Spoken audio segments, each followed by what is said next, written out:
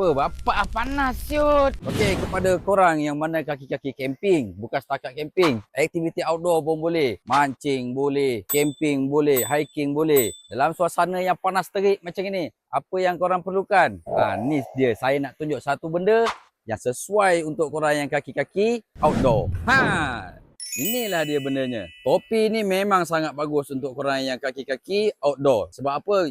Korang tengok dia punya awning ni memang sangat besar. Dia boleh cover korang daripada kehitaman dan kegelapan. Okay, dia boleh cover sampai you punya bahu. Luas, ringan, kain pun selesa. Bukan itu sahaja. Selain dia boleh melindungi korang daripada panas terik, dia juga ada kipas. Nampak ni kipas. Kipas ni boleh menyejukkan korang pula. Okay, kipas ni pula didatangkan dengan dua mod. First, mod bateri lah. So, mod bateri dia ada 3 peringkat kelajuan kipas dia. Peringkat 1, peringkat 2 dan peringkat 3. Selain tu juga, dia ada mod solar. Jadi, bila dengan solar ni, you all tak payah pening-pening nak pakai dia punya bateri. Selagi ada cahaya matahari, selagi tu dia akan ada angin. Angin dia pula memang terus tahap 3 kalau guna solar. Dia tak macam yang pakai bateri. Bateri dia ada tahap 1, tahap 2, tahap 3. Tapi kalau solar ni, selagi ada cahaya matahari yang kuat, dia akan jadi 3. Kalau redup, dia slow lah. Function ke tak function, korang nak tengok dah jadi benda yang viral, dekat beg kuning kita dah sediakan. You all boleh check sendiri. Harga pun mampu milik.